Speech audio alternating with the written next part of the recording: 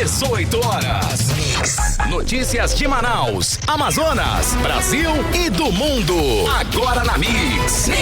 6 horas, 1 minuto, tudo pronto, tudo certo para mais uma edição do programa 18 horas aqui no Melhor Mix do Brasil. Carlos Júnior, eu e Karime Leão, ela. Boa noite.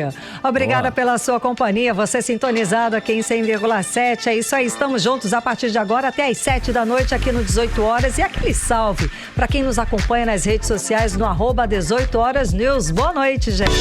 Karime Leão, nesse domingo a cantora Anitta fez história, hein? Show de bola. Ganhou inclusive o prêmio inédito para o Brasil no VMA 2022. É a primeira artista solo brasileira a ganhar um Video Music Awards, uma das principais, uma das grandes premiações da música no mundo lá dos Estados Unidos, hein, Karime? Exatamente, Carlão. A cantora da periferia do Rio de Janeiro levou o prêmio de melhor clipe de música latina da premiação com hit Envolver. A cantora também se apresentou no palco minutos antes de ser premiada. Bom, lembrando que em março deste ano, a música Envolver, cantada em espanhol, chegou ao topo do Spotify Global, gente. Show de bola, né, Karime? Já é. Parabéns. Mix. Vamos aos destaques do programa 18 horas de hoje, segunda-feira. Profissionais da educação do Amazonas questionam o governo do estado o valor repassado do Fundef. Acidente durante a apresentação de ciranda em Manacapuru deixa pelo menos 20 feridos. As vítimas em estado grave foram transferidas para Manaus. Morre em Manaus um paciente diagnosticado com varíola dos macacos. 6 horas, 3 minutos, essas e outras notícias, os principais destaques do dia, você confere até às 7 da noite aqui no Melhor Mix do Brasil, segunda-feira hoje, hein? Dia 29 de agosto de 2022, 18 horas no ar para você, até às 7 aqui no Melhor Mix do Brasil. Bora! 18 horas. Começamos o programa de hoje falando sobre a educação, sobre os posicionamentos dos profissionais da educação do Amazonas, do nosso estado. O Sindicato de Professores e Pedagogos de Manaus, a Asprom Sindical, criticou o governo do Amazonas pelo uso eleitoral, veja bem, do pagamento do Fundef, que é o Fundo de Manutenção e Desenvolvimento do Ensino Fundamental e de Valorização do Magistério. O sindicato lembrou que esse recurso é dinheiro federal. O assunto foi destaque aqui no 18 horas. A denúncia foi feita na semana passada e os profissionais da educação cobram ainda o pagamento da database deles, que está, Karime, atrasada. Olha pois aí. é, Carlão. Agora o sindicato questiona o valor repassado pelo governo do Amazonas para os profissionais nesse rateio do Fundef. Mais de 59 milhões de reais foram divididos entre mais de 25 professores e pedagogos.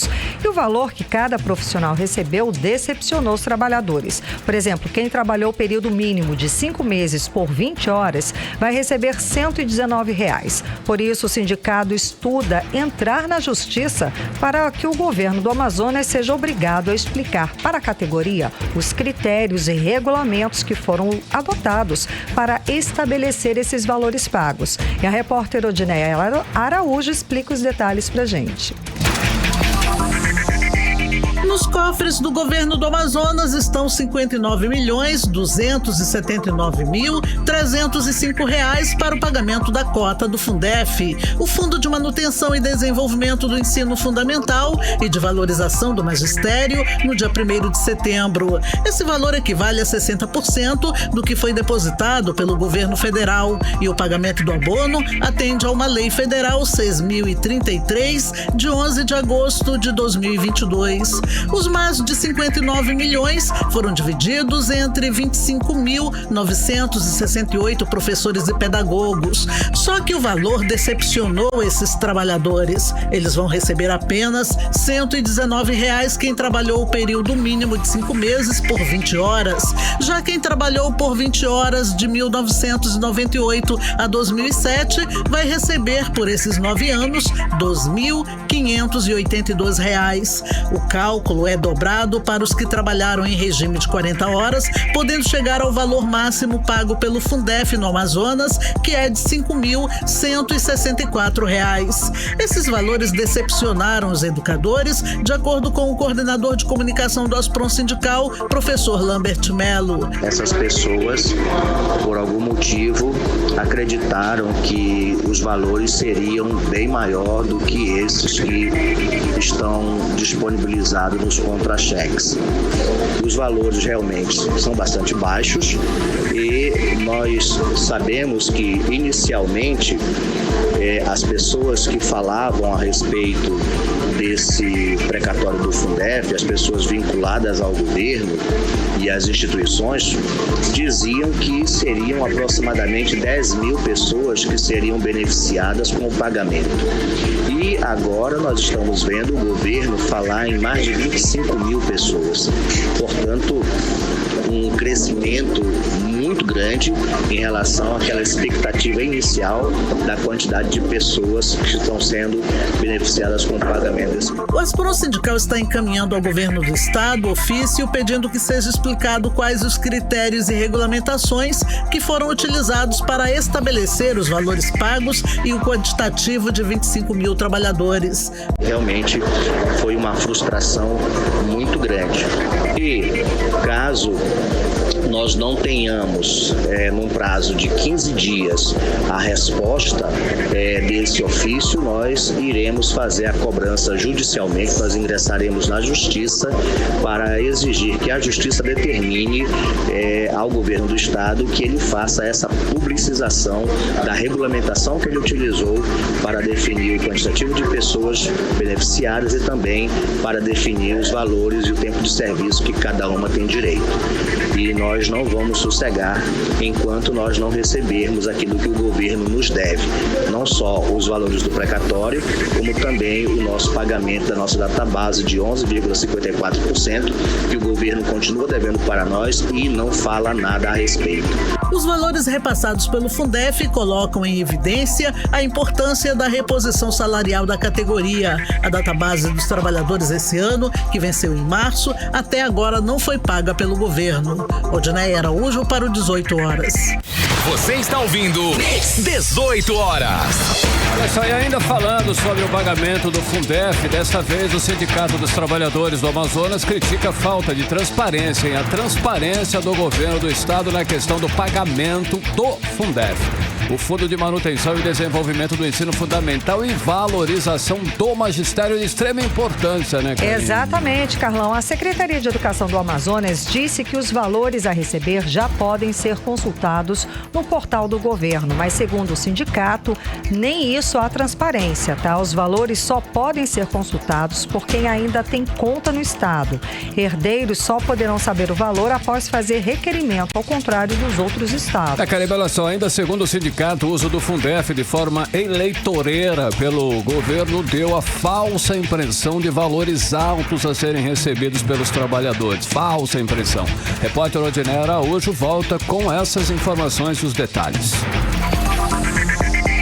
Logo se começou a falar no pagamento do Fundef, Fundo de Manutenção e Desenvolvimento do Ensino Fundamental e de Valorização do Magistério, o Sindicato dos Trabalhadores em Educação do Amazonas solicitou participação na comissão que iria fazer os cálculos do rateio do precatório para que tivesse maior transparência no repasse dos recursos. Sem retorno do governo, o CITEAM chegou a procurar os deputados para pedir apoio na participação desses cálculos, mas também não obteve sucesso.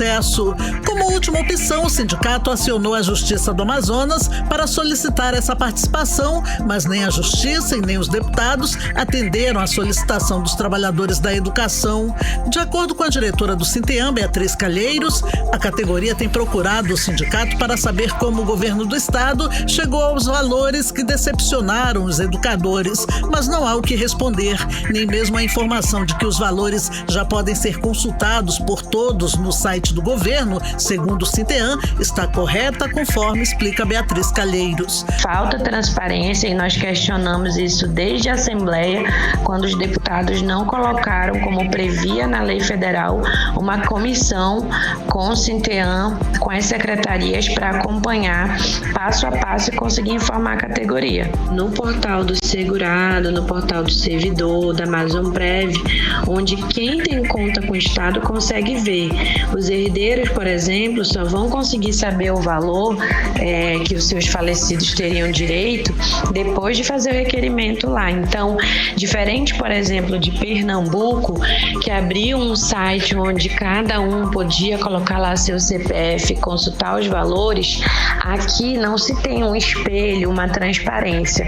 De acordo com a diretora do Sinteam, Beatriz Calheiros, a política eleitoreira do Fundef causou expectativa entre os trabalhadores que agora estão revoltados com os valores a serem pagos. Nós sempre alertamos a categoria de que aqui no Amazonas não seriam valores exorbitantes, porque esse cálculo ele é baseado no custo aluno. Então a gente tem uma rede menor do que as redes do Nordeste, mas essa política eleitoreira de abono criou uma falsa impressão de que seriam milhares de reais e, olhando para os outros estados, se imaginou que seria também esse mesmo montante. Agora, qual o questionamento do Sinteam? A falta de transparência em relação ao número de beneficiários e o cálculo feito para cada indivíduo. E nós estamos estudando as medidas jurídicas que serão cabíveis a partir do dia 1º, quando de fato estiver repassada as parcelas àqueles que têm conta ativa, que não precisarão do requerimento, e também para conseguir acompanhar aqueles que vão precisar do requerimento. O pagamento do Fundef está previsto para 1º de setembro. Tem direito ao precatório quem trabalhou de 1998 a 2007. Eles receberão valores que vão de R$ 119 a R$ 5.000. Segundo a SEDUC, vão receber o precatório 16 mil servidores e aposentados diretamente na folha de pagamento e 9.259 são herdeiros ou ex-servidores. Odinaia Araújo para o 18 horas. Você está ouvindo 18 horas. Manaus, 6 horas e 13 minutos. Vamos para Brasília conversar com o nosso correspondente, o jornalista Carlos Eduardo Matos. Cadu, boa noite. O assunto do dia foi o debate de ontem à noite, deste domingo, com os candidatos à presidência. Cadu, conta pra gente as repercussões desse debate. Boa noite. Ouvintes do programa 18 horas e a todos que nos acompanham ao vivo pelo YouTube e pelo Instagram. Mais comentado que jogo decisivo de Copa do Mundo, né, Karine? Verdade. Muito mais.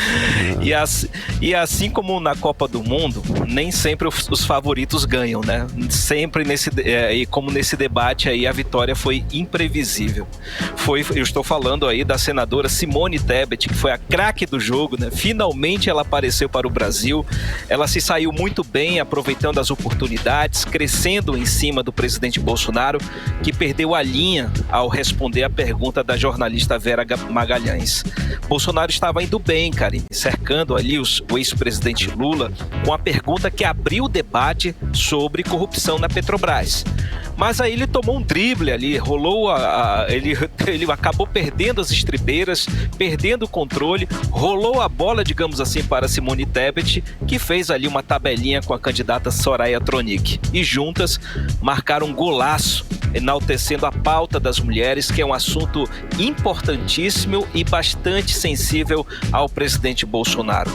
A preocupação agora, Karine, é que o presidente possa ter jogado fora todo o trabalho que ele vinha fazendo para conquistar novas eleitoras. A gente vem falando aqui que o público feminino tem uma forte rejeição à campanha do presidente Bolsonaro. E nessa empreitada, nessa jornada para conquistar as mulheres, ele vem contando com o apoio da primeira-dama, né, Michele Bolsonaro, e de outras mulheres aí.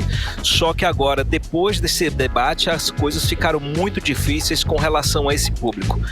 Vitória, portanto, do bloco da terceira via da direita, né, que aproveitou muito bem as oportunidades e protagonizou o debate de ontem na TV Band. Uma vitória necessária para Simone Tebet e para Soraya Tronic, que seguiam apagadas nessas eleições, naturalmente por causa da polarização. Foi uma importante reação que deve repercutir nas próximas pesquisas. E a gente já falou também aqui no programa 18 Horas, Karime, que Simone Tebet estava ou está ainda, né? Não sei, vamos aguardar, que ela, muito apagada nessas eleições, ela vinha fazendo um trabalho muito pequeno, muito curto, não está botando o pé na lama, embora a campanha dela esteja voltada à erradicação da fome, ao combate à pobreza, ela ainda não foi na favela, ainda não foi nas comunidades, ainda não fez o trabalho que deveria fazer dentro dessa pauta da erradicação da fome. E é isso que ela surge, né, nesse embate, nesse debate aí, usando essa estratégia de atacar o presidente Bolsonaro, e aí aproveitou a rolada de bola do presidente, atacando a jornalista Vera Magalhães, e ela, muito pautada na questão das mulheres, foi lá e mandou um gol junto com Soraya Tronic, que também de carona, a reboque, caiu dentro e cima do presidente Bolsonaro. Mas a gente não sabe se esses votos lá no segundo turno, se os votos que pertencem a Simone Tebet e a Soraya Tronic, se lá na frente vão ser convertidos em favor de Lula. Com relação ao presidente Bolsonaro, Karime, como eu disse, ele começou bem ali cercando o ex-presidente Lula, que não respondeu claramente sobre os escândalos de corrupção na Petrobras. Poderia ter avançado mais, porém surgiu o tal fator imprevisível que foi o destempero dele na resposta à jornalista Vera Magalhães. Os marqueteiros tentaram mudar a situação ali, Karime. Ele tentou fazer uma tabelinha ali com Ciro Gomes, né, que no passado já foi alvo de críticas por falas machistas, porém ele deu com os burros na água, né, acabou entrando em outra confusão ao lembrar da fala de Ciro Gomes sobre a ex-mulher dele, a atriz Patrícia Pilar. Inclusive a atriz falou agora há pouco, publicou um post no Twitter falando nas redes sociais sobre o assunto, prestando solidariedade a Ciro Gomes. E com relação a Lula, Karime, a pior avaliação foi sobre ele, porque ele foi atingido em cheio por Bolsonaro, embora soubesse disso, né? E teve pouco espaço para falar o que tinha de falar.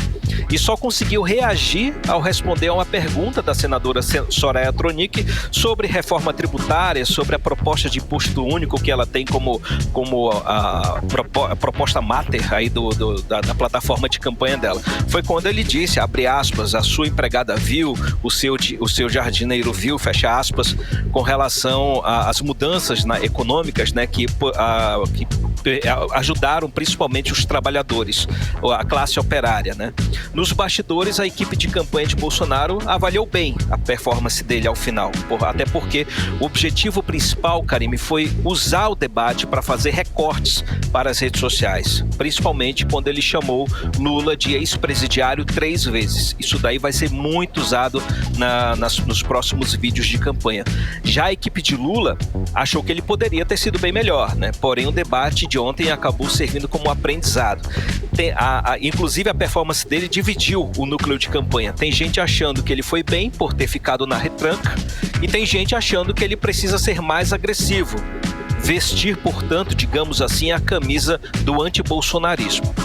A verdade, Karime, é que todas as equipes de campanha ainda estão meio zonzas aí com o que aconteceu ontem, né?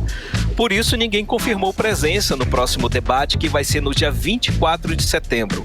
O último debate vai ser no dia 29, organizado pela TV Globo. Então temos aí pela frente mais 2 debates, antes da votação do primeiro turno.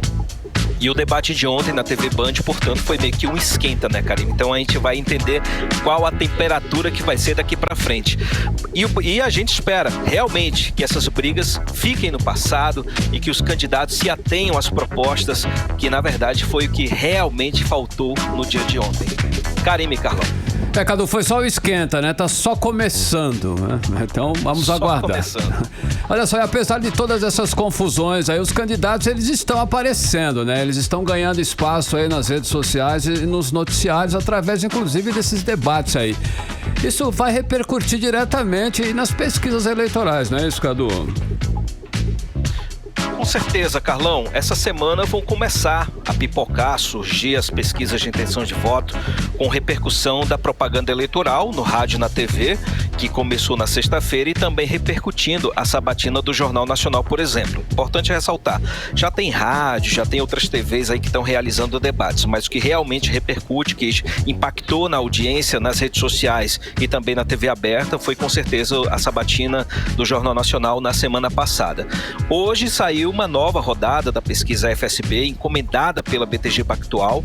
O Instituto entrevistou aí 2.000 pessoas entre os dias 26 e 28 desse mês, exatamente quando começou a propaganda eleitoral na TV e no rádio e após as sabatinas de Lula e Bolsonaro no Jornal Nacional. No dia 26, claro, estava rolando a sabatina com Simone Tebet. No cenário de primeiro turno, a pesquisa espontânea, Carlão, aponta a liderança de Lula, ainda aí, com 43% dos votos. Ele caiu 2% em relação à pesquisa da semana passada. Bolsonaro segue atrás aí com 36%, que é o mesmo resultado da última pesquisa. Diferença, portanto, de 7 pontos percentuais. Quem se deu bem nessa? Jair Bolsonaro, porque ele manteve o seu percentual, o debate, ou seja, a sabatina do Jornal Nacional, não teve repercussões negativas sobre a campanha de Bolsonaro, ao contrário do ex-presidente Lula. A novidade, Carlão, é Ciro Gomes. Ele tinha 6% na pesquisa da semana passada e hoje ele aparece com 9%. Simone Tebet também cresceu de 2% para 4% em uma semana. Excelentes resultados para os candidatos aí da terceira via que estão precisando realmente aparecer. Com o debate de ontem, os resultados, Carlão, poderão ser melhores para Bolsonaro e pouco piores para Lula, devido aos resultados que a gente conversou aqui de suas performances. Carlão e Karime. Cadu, para finalizar, o Senado votou hoje o projeto de lei que obriga os planos de saúde a cobrir tratamentos não previstos na tal da lista da Agência Nacional de Saúde Suplementar. Cadu, temos um resultado já? Sim, Karime. O Senado aprovou agora à tarde o projeto de lei que flexibiliza a cobertura dos planos de saúde, tirando o rol taxativo da lista de procedimentos médicos da ANS. A gente falou sobre esse assunto aqui no 18 horas, sobre esse projeto de lei, e destacamos que os senadores, após aquela audiência pública da semana passada, haviam formado um entendimento favorável a essa matéria. E hoje à tarde, tudo isso se concretizou. O projeto foi aprovado com ampla maioria pelos senadores, que já devido a esse acordo que já foi feito pela aprovação, seguindo o que foi feito pela Câmara dos Deputados. Lembrando que lá na Câmara esse projeto também passou pela ampla maioria. O projeto agora segue para sanção, Karime, e como a gente sempre fala, é uma nova batalha porque pode haver vetos. E como essa matéria teve o apoio dos parlamentares da base governista, a gente espera que não haja vetos presidenciais, porque se houver vetos presidenciais, a pauta volta para o Congresso Nacional para analisar os vetos, e aí é muito mais tempo que as famílias que precisam desses tratamentos médicos não têm.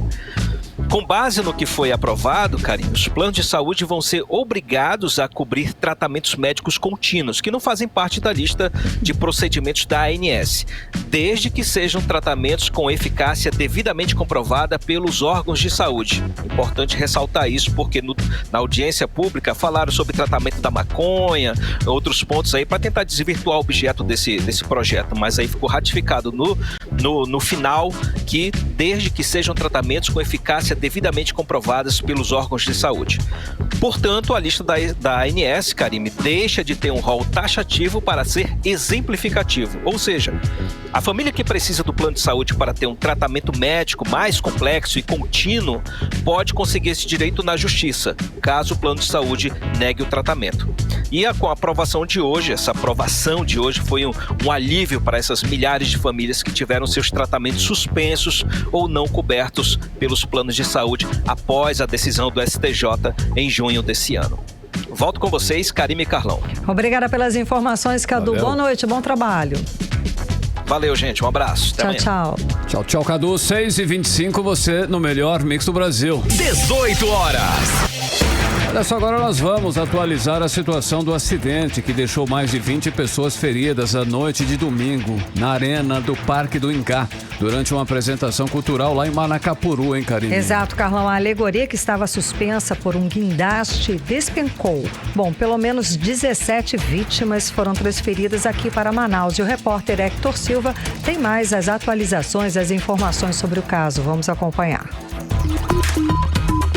A assessoria de imprensa do Corpo de Bombeiros do Amazonas atualizou os números de pessoas feridas durante a apresentação do grupo de ciranda Flor Matizada no 24º Festival das Cirandas do município. Ao todo, foram 26 pessoas feridas após um braço mecânico de um guindaste quebrar na apresentação da agremiação, em uma altura de cerca de 10 metros. O problema aconteceu na hora que alegorias eram trazidas por 2 guindastes. Um deles estava sendo baixado de uma altura de cerca de 15 metros e quando estava a 10 metros do chão, a ferragem do equipamento rachou, fazendo com que a alegoria com os cirandeiros caísse no chão do Parque do Ingá.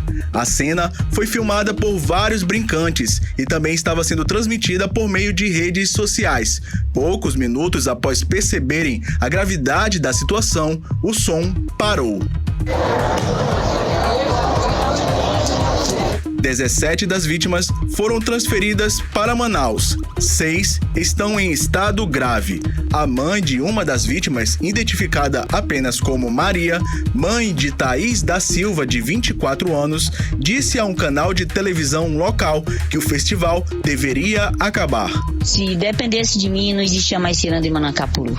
Porque o dinheiro que eles gastam com ciranda, eles podiam estar dando cesta básica para os pessoal do Ribeirinho.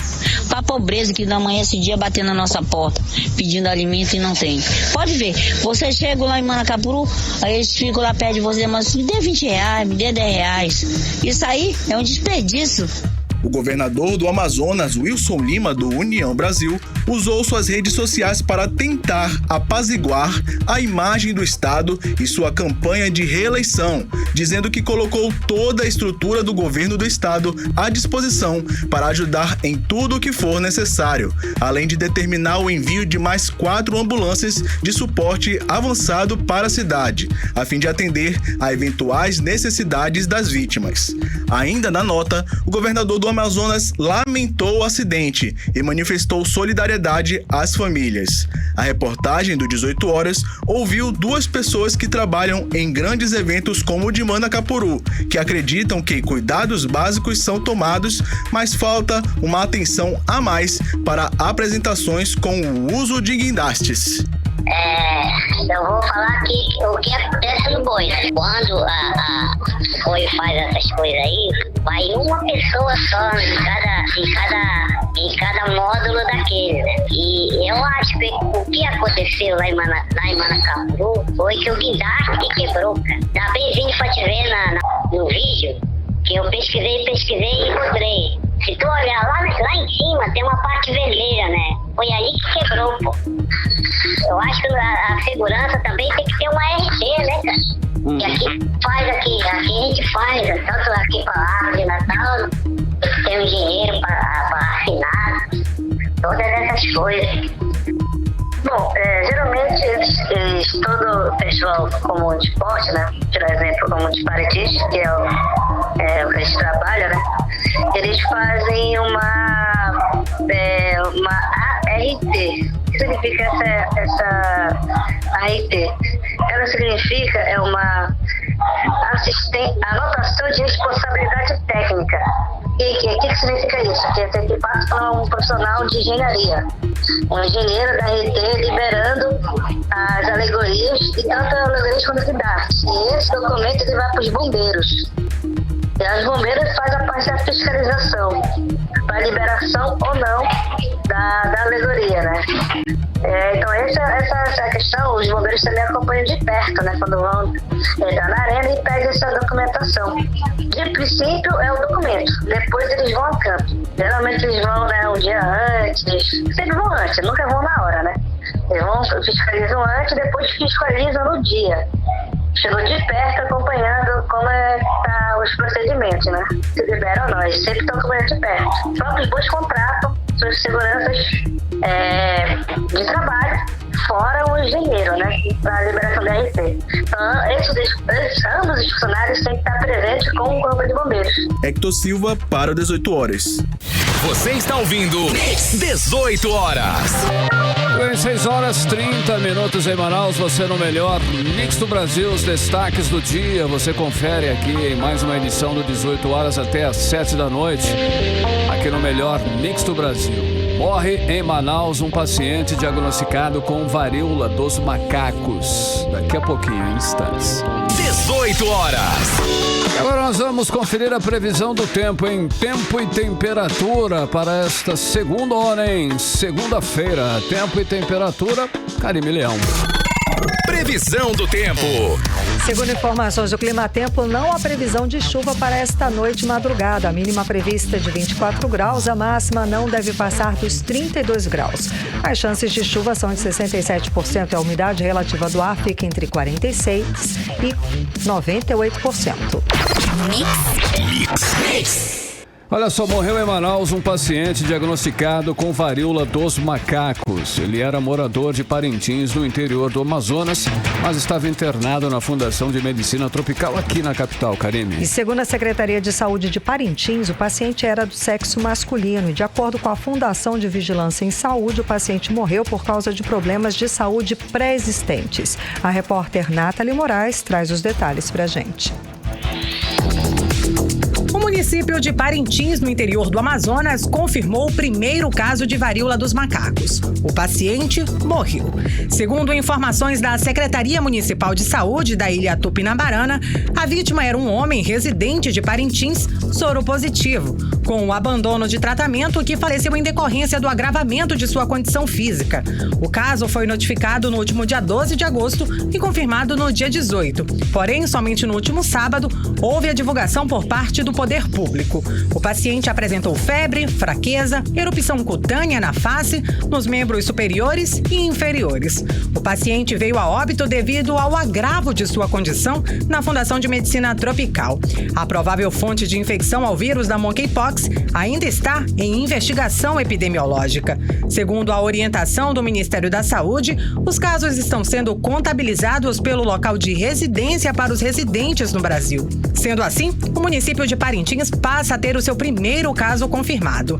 Já em Manaus, são 19 casos confirmados, são eles 18 do sexo masculino e um do sexo feminino com uma idade mediana de 29 anos. Ainda segundo o documento, 76% dos casos confirmados tiveram contato íntimo, incluindo sexual com desconhecidos, nos últimos 21 dias anteriores ao início dos sinais e sintomas. Nathalie Moraes para o 18 horas. Você está ouvindo 18 horas. Entrevista do dia. E seguimos falando sobre a varíola dos macacos aqui no Amazonas. Vamos conversar com o epidemiologista Gésen Orellana, pesquisador da Fiocruz Amazônia. Muito boa noite, seja bem-vindo ao 18 horas. Então, a Fundação de Vigilância em Saúde, nesse caso, afirmou que o homem não morreu por conta da infecção da varíola dos macacos. Ele era soropositivo para HIV e morreu em decorrência de outras complicações. Como é que o senhor avalia toda essa questão aqui no estado do Amazonas? Boa noite. Oi, Karime, boa noite, dos ouvintes do programa, o Carlão, para mim que está aí ao vivo com a gente. É uma situação, no mínimo, estranha, né? Você tem um diagnóstico que demorou a ser dado, né, para a doença monkeypox. Você tem um paciente que precisou ser transferido do interior do Amazonas para a capital, já doente, já infectado pela varíola dos macacos, mas que tinha uma doença de base, né, inclusive com histórico de abandono do tratamento dessa doença. E foi muito estranho, né, ficar esse ruído de comunicação, se foi por monkeypox ou com a doença, né? Eu acho que essa situação especial, por se tratar do possível primeiro caso, né, deveria ser tratado com um pouco mais de transparência, tanto pela Fundação de Medicina Tropical como pela Fundação de Vigilância em Saúde, para que a população do Amazonas definitivamente tenha essa informação se essa morte foi uma morte por monkeypox ou com monkeypox. De qualquer maneira, não há discussão de um fato, né? Foi uma morte de um paciente que tinha co-infecção de duas doenças, nesse caso uma delas era monkeypox. Ok, como é que o senhor está avaliando essas medidas tomadas pelo governo do Amazonas com relação ao enfrentamento da varíola dos macacos agora? Olha, Carlão, o que nós estamos vendo agora em relação à varíola dos macacos, mas também a mais do que evidenciada epidemia de Covid-19 é de sempre, né? O governo está fazendo anúncios, né, em geral pela imprensa, por todos os meios de comunicação, mas sem ir muito além na investigação de casos, na ampliação do isolamento desses pacientes, do acompanhamento rigoroso, né, montando mapas epidemiológicos com a rede de contatos desses indivíduos, acompanhando rigorosamente o isolamento deles. Você não tem esse tipo de ação articulada, né, entre governo federal, estado do Amazonas e municípios, e é por isso que nós já estamos no 21º caso confirmado no Amazonas, com esse imbróglio aí da morte ter ou não sido causada pela monkeypox, Carlão. Fica muito complicado. E o Ministério da Saúde foi na semana passada a campanha nacional de prevenção à varíola dos macacos, com aquelas informações básicas sobre transmissão, sintomas da doença e tudo mais. Como é que o senhor analisa esta ação do Ministério da Saúde? É o suficiente? O que deveria ser feito? O que o Ministério da Saúde fez foi basicamente atender a pressão da comunidade científica, dos profissionais de saúde e da sociedade para definitivamente tornar público, né, alguns aspectos importantes da monkeypox, especialmente as medidas de prevenção, a compra, a aquisição de vacinas para fazer vacinação de bloqueio em grupos mais vulneráveis, né? Mas tudo com muito atraso, Karine. Infelizmente, essas ações de orientação da população, de medidas de prevenção da monkeypox deveriam ter sido tomadas, no pior dos casos, há 60, 90 dias atrás, e não quando o Brasil já está com mais de 4.000 casos confirmados pela doença, Karine. Olha, e sobre as vacinas, essa questão aí. Na semana passada, o Ministério da Saúde pediu para a Agência Nacional de Vigilância Sanitária a dispensa de registro para a vacina de prevenção da varíola dos macacos. O que a gente sabe sobre a vacina? E é eficaz o que se sabe até agora? Olha, Carlão, mais uma medida atrasada, né, do governo federal em relação à vacinação contra a monkeypox, assim como aconteceu com a vacinação da Covid-19. E são vacinas, Carlão, que não foram desenvolvidas especificamente para essa doença. São vacinas que acabam ajudando, na verdade, a prevenir a doença, mas não são, digamos assim, vacinas potentes e específicas como as vacinas contra a Covid-19. De qualquer maneira, é uma arma a mais, é um ferramentário a mais para o combate à doença, principalmente dos casos mais graves que precisam de maior atenção clínica, Carlão. Agora, na sua avaliação, quais seriam as medidas necessárias para tentar frear a propagação da doença nesse ponto aqui no estado e também no Brasil?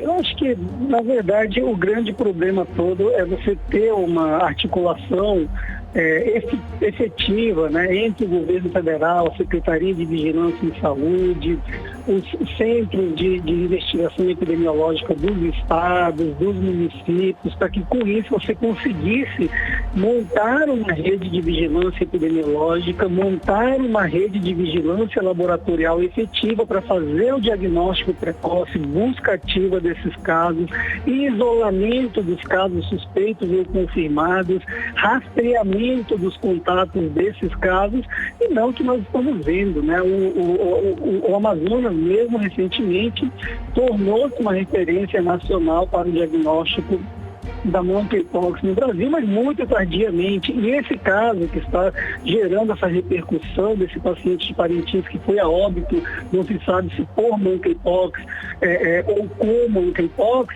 demorou 6 dias para ter a confirmação do diagnóstico. E provavelmente só teve a confirmação em 6 dias porque houve esse apelo, esse agravamento do quadro clínico, tanto que precisou ser transferido de Parintins para Manaus, onde infelizmente foi a óbito, Karine.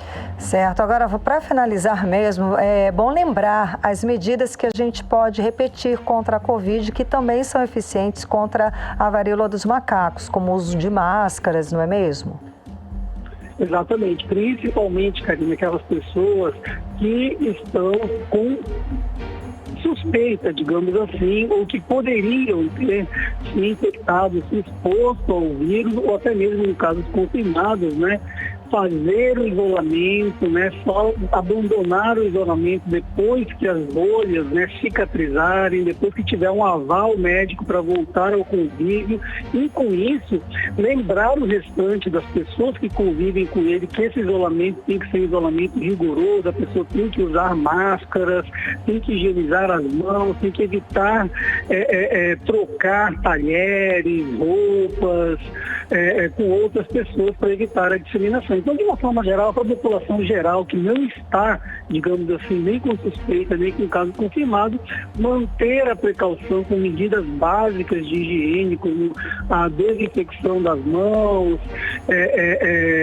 e evitar, né, o contato próximo, íntimo, desprotegido, principalmente em determinadas situações, é realmente algo que pode ajudar a prevenir um espalhamento ainda maior dessa doença. Principalmente, Karine, as pessoas imunossuprimidas, né, as pessoas que têm alguma comorbidade e que nós sabemos que são mais vulneráveis ao adoecimento grave e à morte por monkeypox.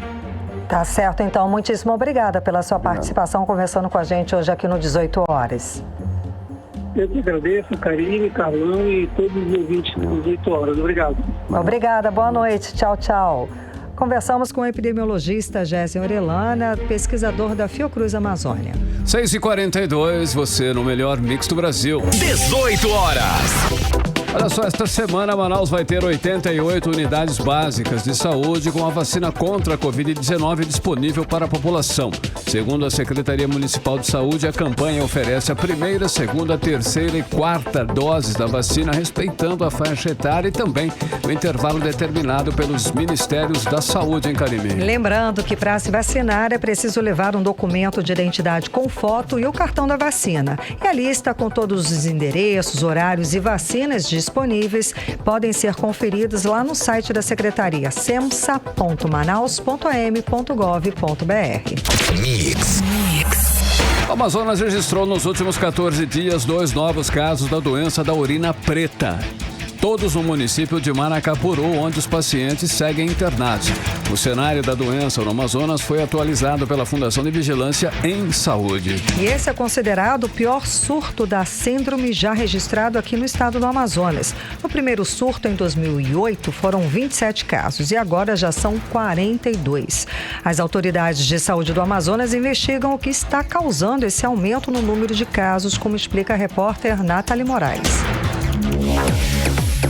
4 estados brasileiros têm registros de casos de síndrome de RAF, conhecida popularmente como a doença da urina preta. São eles o Amazonas, Bahia, Ceará e o Pará. Aqui no Amazonas, a doença da urina preta tem 45 casos notificados. Desses, 42 são compatíveis com a doença. Segundo dados atualizados pela Fundação de Vigilância em Saúde aqui do estado sobre o cenário de rabdomiólise compatível com a doença de RAF. Já são 42 casos compatíveis com a doença. O município de Itacoatiara lidera o ranking, com 33 pessoas. E agora foram diagnosticados 2 novos casos no município de Manacapuru. Outros 6 municípios também já confirmaram casos da doença, inclusive Manaus, com 2 casos já confirmados.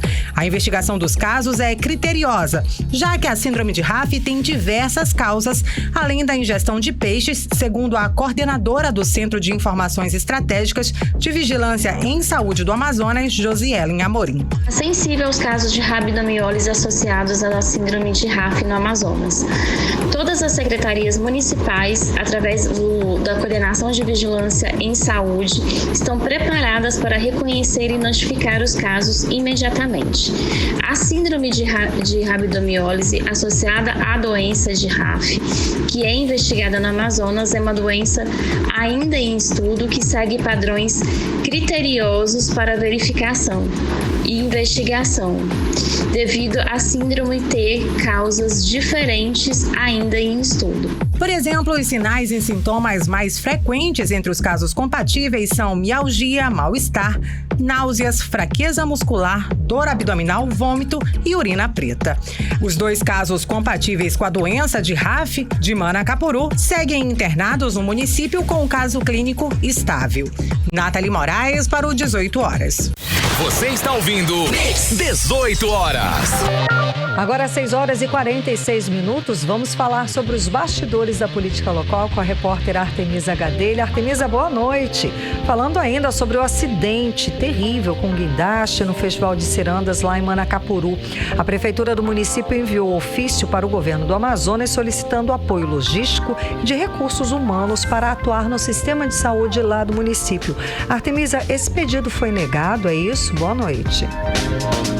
Sim, negado. Karime, boa noite para você, boa noite, Carlão, boa noite a todos que acompanham o programa 18 horas.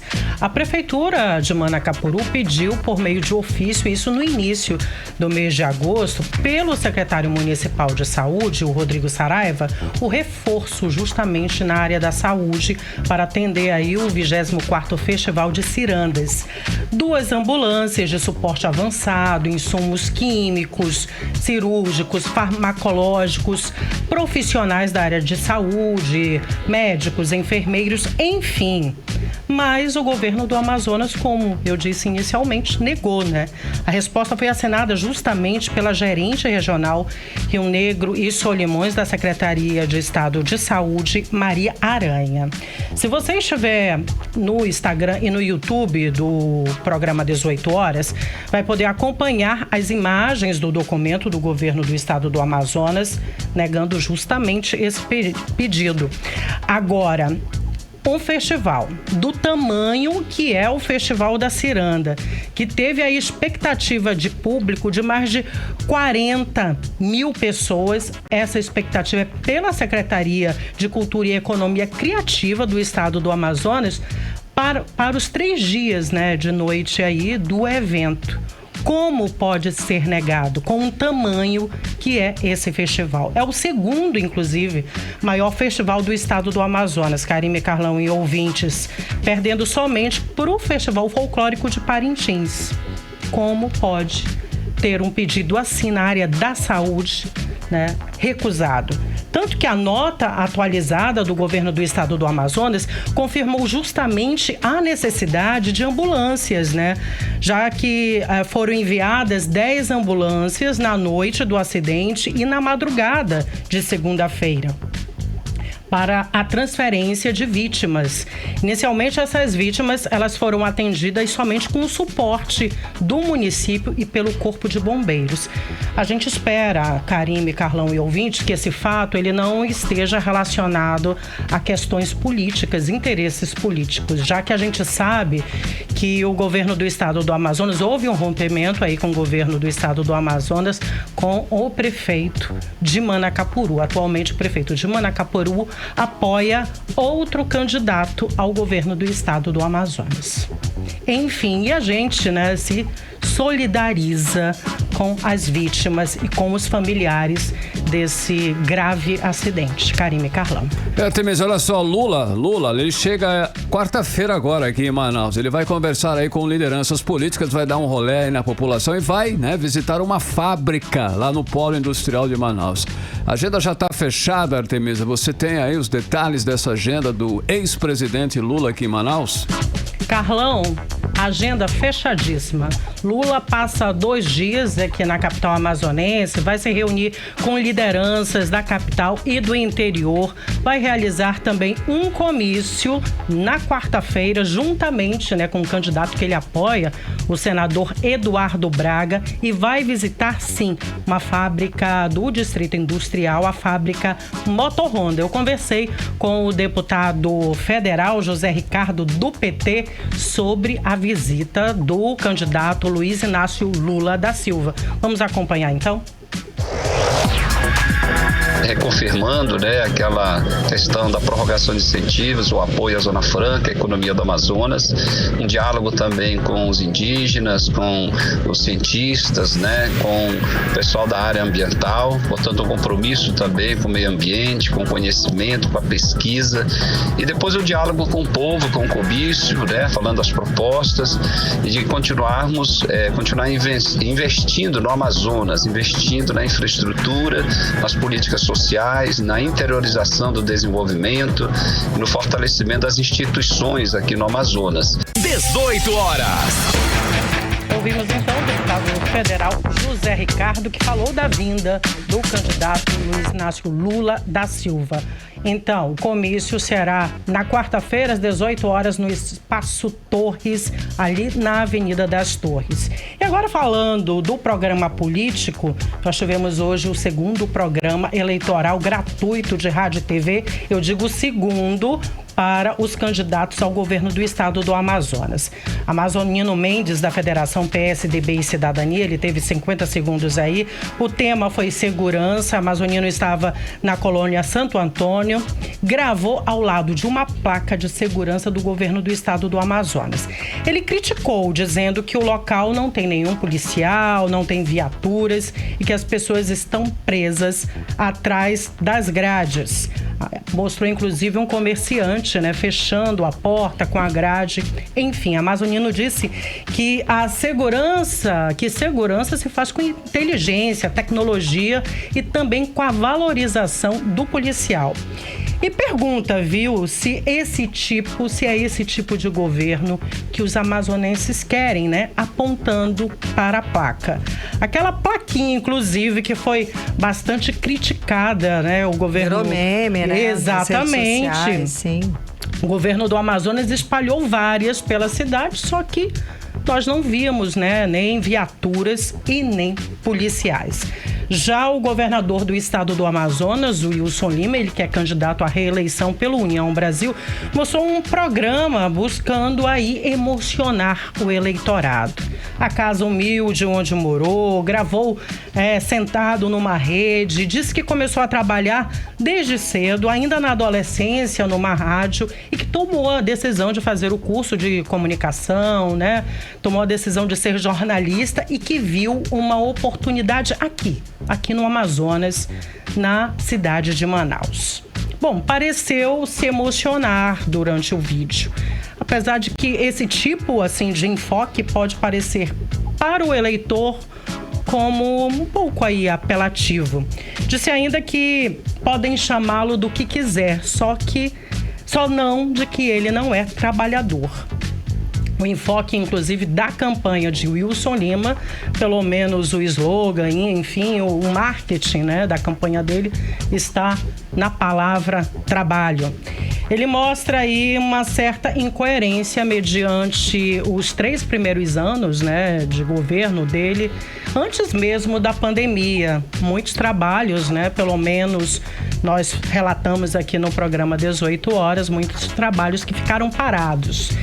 E muitos comentam que, inclusive, só apareceu somente este ano por ser um ano eleitoral.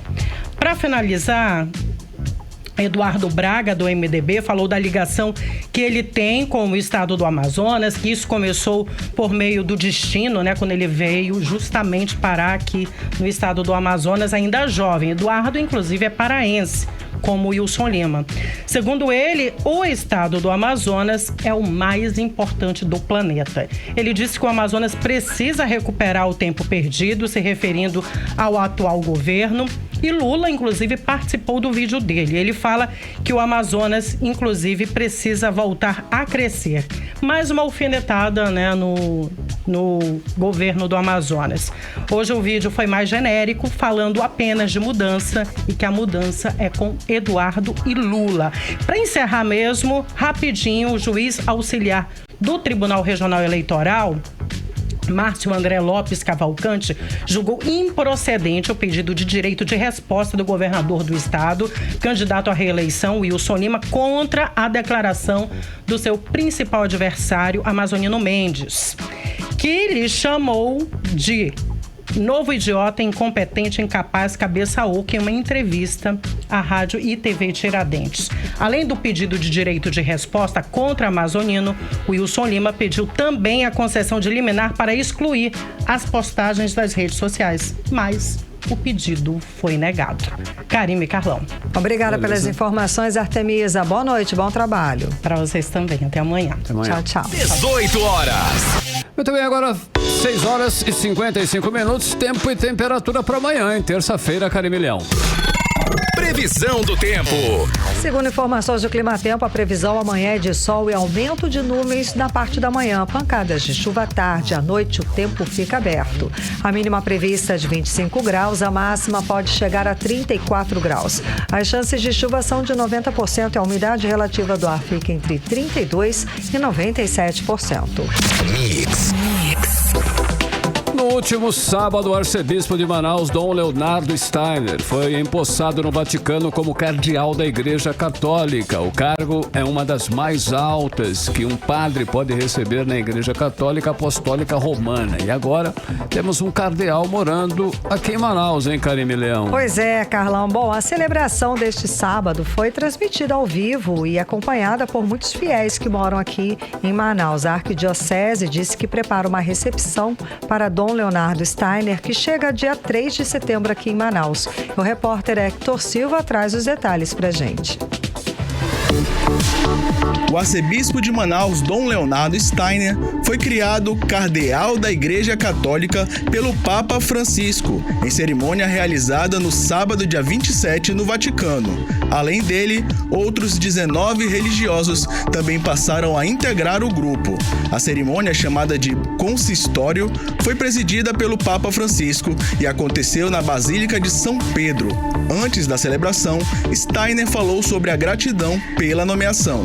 Eu penso que ser cardeal no século XXI, em primeiro lugar, é claro, ser um bom colaborador de Papa Francisco. Esse modo de ver a igreja, esse modo de estar no magistério, dirigindo a igreja, conduzindo a igreja. Mas também estarmos ainda mais presentes lá onde nós ainda não estamos. Eu penso na Amazônia, as nossas pequenas comunidades ribeirinhas, onde nós deveríamos estar mais presentes. Nesse sentido, eu penso que o cardinalato pode ajudar a recordar sempre de novo esse processo, esse modo de ser, esse modo de conduzir a igreja, esse modo de ser igreja que é um modo de ser sinodal. Eu espero poder colaborar. A Arquidiocese de Manaus está preparando para o dia 3 um evento de acolhida ao cardeal, que chega no mesmo dia em Manaus. No mesmo dia, haverá uma missa às 17 horas na Catedral Metropolitana de Manaus. Hector Silva para o 18 horas. Você está ouvindo 18 horas. Economia. Vamos aos indicadores econômicos de hoje, segunda-feira. O dólar fechou em queda de 0,88%, cotado a R$ 5,03. O euro também fechou em queda de 0,57%, cotado a R$ 5,03. O Bitcoin fechou negativo em 0,31% aos R$ 101.958. E o Ibovespa, o principal índice da Bolsa de Valores brasileira, também fechou positivo em mais 0,02% aos 112.323 pontos.